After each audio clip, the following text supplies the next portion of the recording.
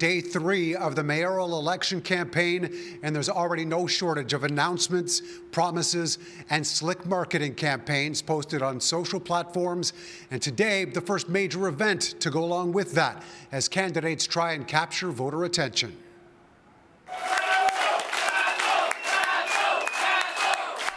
The big splash for Josh Matlow, launching his campaign for mayor in a room full of supporters and announcing a $115 million community health and safety fund. I want a Toronto that is safe. I want a city that is affordable. I want a city that works. Matlow says the money would be used to address the root causes of violence, like mental health supports. But to do so, the Toronto police budget would not be increased for the next 3 years. In his terms, stabilized. We've got budget shortfalls. We have a multi-billion-dollar budget pressure over the next decade, and we need to get real. We need to be honest about how to pay for these things, and we need to, rather than just pretending that money's going to fall from the sky. The Toronto St. Paul's councillor claims the $115 million is based on reallocating a projected 3.3% inflation increase during that time. In 2022, the city launched a pilot program to dispatch mental health workers instead of police for 911 calls involving people in distress. That was expanded with a 25% budget increase this year. The mental health crisis teams, as I mentioned before, this is something that's been piloted and started already. So how does this differ? Because it's fledgling, it's a pilot, and it's not a core part of the way that the city both responds to crises, but I would even submit more importantly, works to prevent crises from happening in the first place.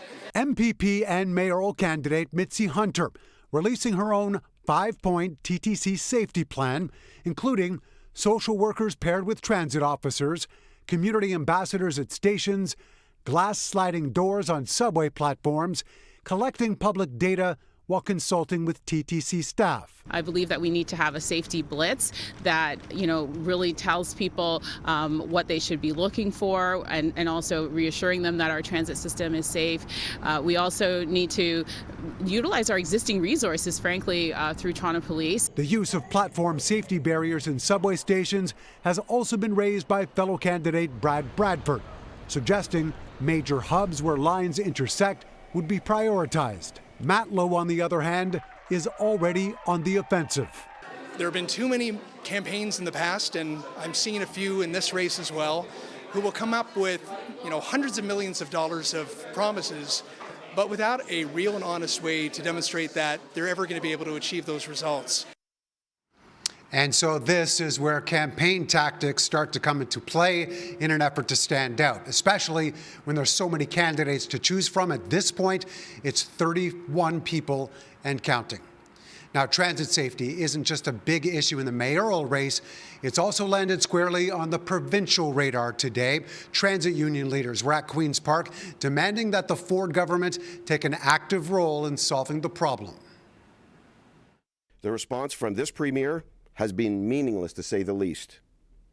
Repeatedly, Doug Ford expresses sympathy and condolences to the victims of violence with no real plan to address the issues other than increased policing.